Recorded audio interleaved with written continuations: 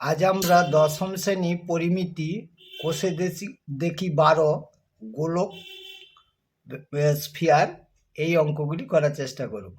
তাহলে প্রথমে আমাদের গোলক সম্পর্কে কিছুটা ধারণা দরকার, সেটার কি কি আছে সেগুলো আমাদেরকে জানতে হবে।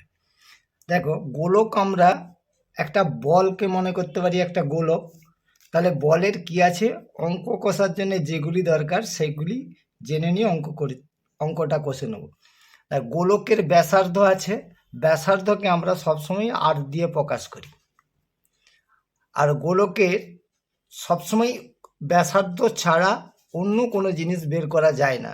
তাহলে গোলকের আর কি আছে না, গোলকের আয়তন আছে। আয়তন বলতে বলের যতটা জায়গা দখল করে আছে সেটাই হচ্ছে গোলকের আয়তন। গোলকের আয়তনের সূত্রটা হচ্ছে 4/3 পাই আর কিউ ঘন একক। গোলকের বক্ষতলের ক্ষেত্রফল আছে, তাহলে বক্ষতলের ক্ষেত্রফলের সূত্রটা হচ্ছে 4 পাই আর স্কোয়ার বর্গ একক। এটা হচ্ছে পূর্ণ গোলকের আমরা সূত্র পেলাম। আর একটা অর্ধগোলকের সূত্র আছে। অর্ধগোলকটা যদি নিরেট হয় তাহলে তার আয়তন হবে 2/3 পাই আর কিউ ঘন একক।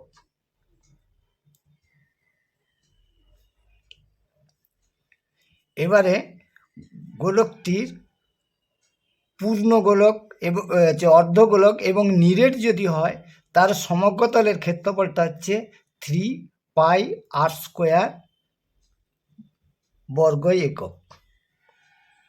যদি ফাঁপা হয় তার বক্ষতলের ক্ষেত্রফল হচ্ছে 2 পাই আর স্কোয়ার বর্গ একক। এগুলো সব এই সূত্রগুলি আমাদেরকে জানতে হবে। তাহলে এই সূত্রগুলি যদি আমরা জানতে পারি এবং গোলকের ব্যাসার্ধ যদি বা এগুলি বার করতে হলে গোলকের ব্যাসার্ধ যদি জানা থাকে আমরা অঙ্কগুলি করতে পারবো। এবারে আমরা একটা অঙ্ক করার চেষ্টা করি, যেমন 5-এর অঙ্কটা বলেছে কোনো গোলাকার গ্যাস বেলুন ফোলাবার সময় তার ব্যাসার্ধ 7 সেমি থেকে 21 সেমি হলে বেলুনটির পূর্বের এবং পরের সমগ্রতলের ক্ষেত্রফলের অনুপাত নির্ণয় করতে বলা আছে। তাহলে গোলকটির বেলুন যেটা দেওয়া আছে গোলাকার, তার হচ্ছে প্রাথমিক ব্যাসার্ধ 7 সেমি। তাহলে লিখি বেলুনের প্রাথমিক ব্যাসার্ধ 7 সেমি। তাহলে এবারে দেখো, ব্যাসার্ধ আমরা পেয়ে গেছি, কি দরকার আছে না পূর্বের বেলুনের সমগ্রতলের ক্ষেত্রফল। তাহলে এটা বার করে নিই। তাহলে বেলুনের সমগ্রতলের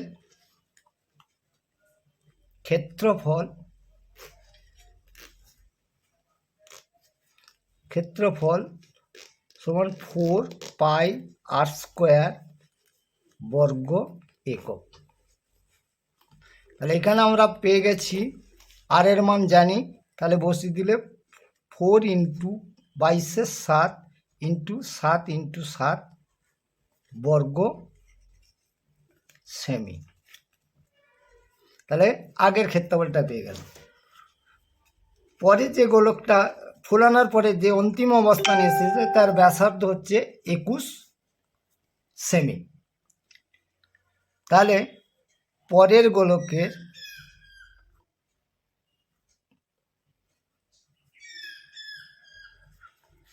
ব্যাসার্ধ 21 সেমি। তাহলে আমরা আর পেয়ে গেছি। তাহলে পরের বেলুনের বক্রতলের ক্ষেত্রফল সমান 4 পাই আর স্কোয়ার বর্গ একক সমান 4 ইন্টু 22/7 ইন্টু 21 গুণিত 21 বর্গ একক বর্গ সেমি। তাহলে আমাকে উত্তর চেয়েছে যে পূর্বের এবং পরের বেলুনটির পূর্বের এবং পরের সমগ্র তলের ক্ষেত্রফলের অনুপাত, ক্ষেত্রফল দুটি পেয়ে গেছি, অনুপাত করে দিই। তাহলে বেলুনটি পূর্বের ও পরের সমগ্র তলের ক্ষেত্রফলের অনুপাত। তাহলে কত পাচ্ছি, আগেরটা ছিল এটা, তাহলে 4 ইন্টু 22 ইন্টু 7 ইন্টু 7 সমান ইস টু, তাহলে 4 ইন্টু 22 ইন্টু 21 ইন্টু 21 সমান, এখানে দেখো 4 আছে, এখানেও 4 আছে, এখানেও 22 এখানেও 22 এখানে 7, এখানে 7, এখানে 21 মধ্যে 7 আছে, 21 মধ্যেও 7 আছে, সব চলে গেলে তাহলে আমরা পাচ্ছি 1 ইস টু, এখানে 3 আর এখানে 3, তাহলে হচ্ছে 9। এবারে 6 অঙ্কটা দেখি। অর্ধ গোলাকৃতি একটি বাটি তৈরি করতে 127.2 বর্গ সেমি পাত লেগেছে। বাটিটি মুখের ব্যাসের দৈর্ঘ্য নির্ণয় করতে বলেছে। তাহলে আর বার করার পর 2 দিয়ে গুণ করলে ব্যাস পাবো। তাহলে এইটি কি দিয়ে আছে না, এটা হচ্ছে যেহেতু অর্ধগোলাকৃতি বাটি, তাহলে এটা হচ্ছে ফাঁপা অর্ধগোলক। তাহলে আমরা মনে করি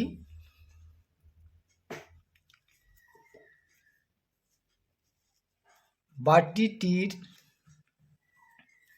মুখের ব্যাসার্ধ আর সেমি। তাহলে যেহেতু পাতের ক্ষেত্রফল দেওয়া আছে, তাহলে আমরা বলতে পারি এটা হচ্ছে যে বক্ষতলের ক্ষেত্রফল। তাহলে অতএব বাটিটির বক্রতলের ক্ষেত্রফল সমান 2πr² বর্গ সেমি। তাহলে শর্ত অনুসারে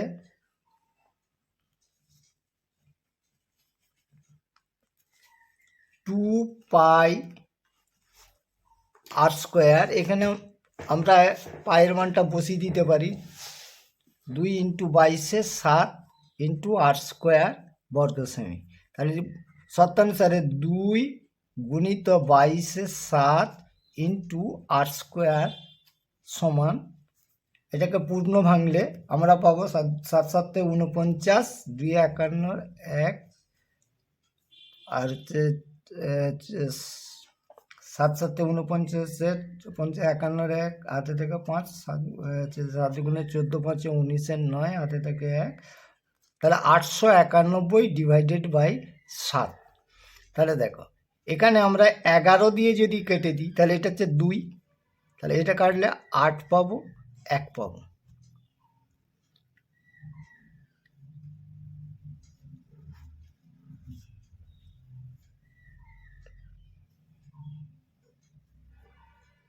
सात 7 কেটে গেল, और 2r², 2 দুগুণে 4, তাহলে 4r² সমান 81, r² সমান 81/4, और r সমান 9/2। তাহলে অতএব বাটিটির ব্যাসার্ধ 9/2 সেমি। তাহলে ব্যাস হচ্ছে 2 গুণিত 9/2 সেমি সমান 2 দিয়ে কেটে গেলে 9 সেমি।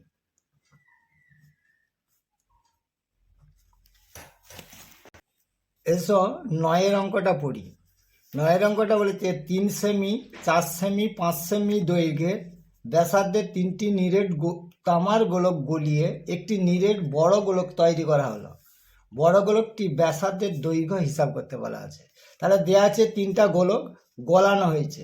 তাহলে লিখি প্রদত্ত 3টি গোলকের ব্যাসার্ধ যথাক্রমে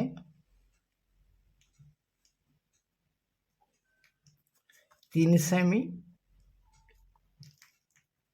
4 সেমি, 5 সেমি। তাহলে 3টি গোলকের ব্যাসার্ধ আর জানতে পেরেছি, তাহলে তাদের আয়তন বের করতে হবে। তাহলে একসঙ্গে বার করলে আমরা বলতে পারি 3টি গোলকের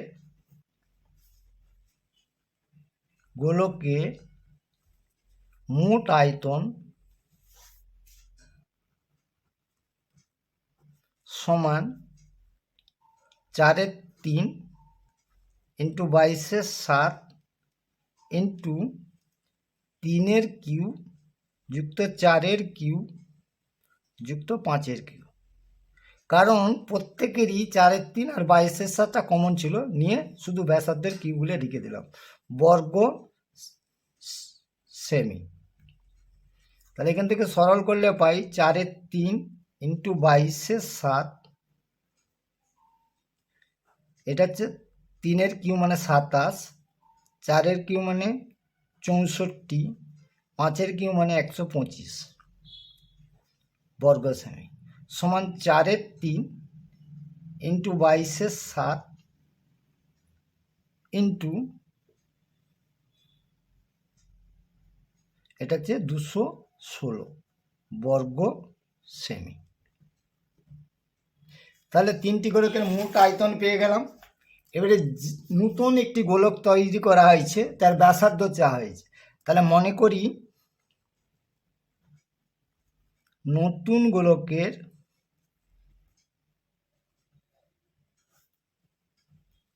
ব্যাসার্ধ আর সেমি। তা আয়তন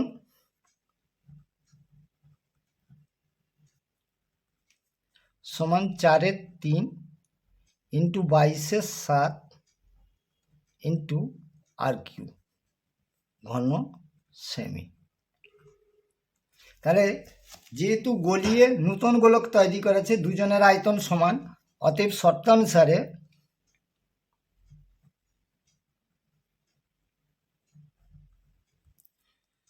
চারের 3 ইন্টু 22/7 ইন্টু r³ সমান 4/3 ইন্টু 22/7 ইন্টু 216। और এখানে 4/3 আছে, কেটে দিতে পারি, 22/7 কেটে দিতে পারি। তাহলে r³ সমান আমরা লিখতে পারি 6/3 और r সমান 6। উভয় পক্ষে ঘনমূল করে। অতএব নতুন বড় গোলকটির ব্যাসার্ধ 6 সেমি। 10 অঙ্কটায় একটি অর্ধগোলাকৃতি গম্বুজে ভূমিতলে ব্যাসের দৈর্ঘ্য 42 ডেসিমিটার। গম্বুজটির উপরিতল রং করতে প্রতি বর্গমিটার 35 টাকা হিসাবে কত টাকা খরচ পড়বে? তাহলে ব্যাস দেওয়া আছে, ব্যাসার্ধ বের করা যায়। তাহলে অতএব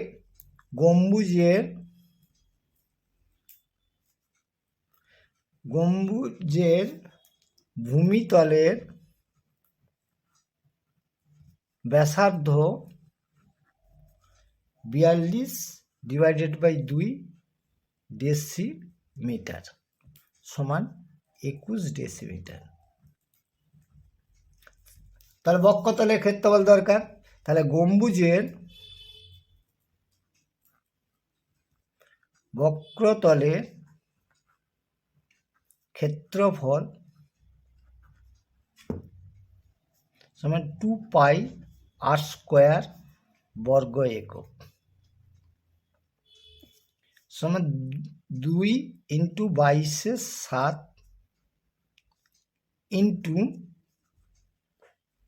21 গুণিত 21 বর্গ ডেসিমিটার।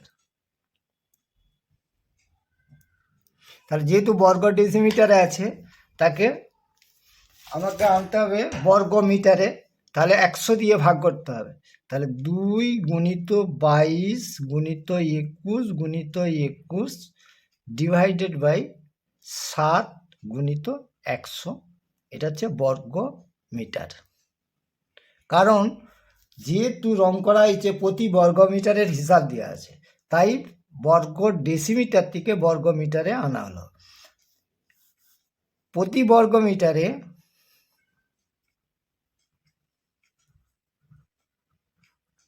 খরচ হয় 35 টাকা। তাহলে গম্বুজটির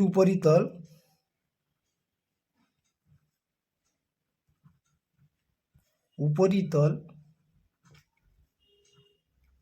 রং করতে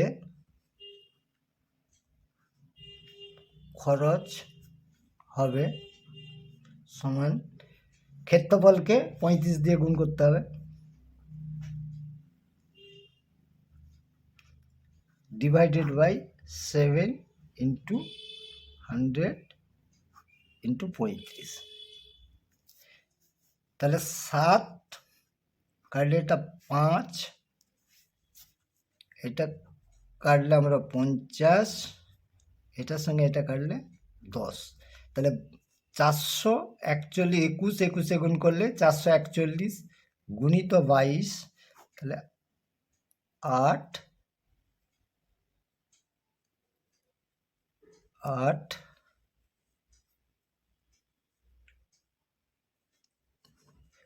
441 গুণিত 22, তাহলে 2 8 8 2 8 8 2 10 16 17 19।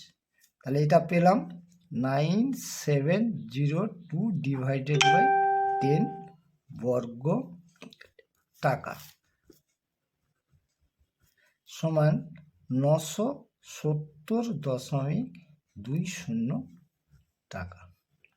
তাহলে রং করতে খরচ হবে 970 টাকা 20 পয়সা।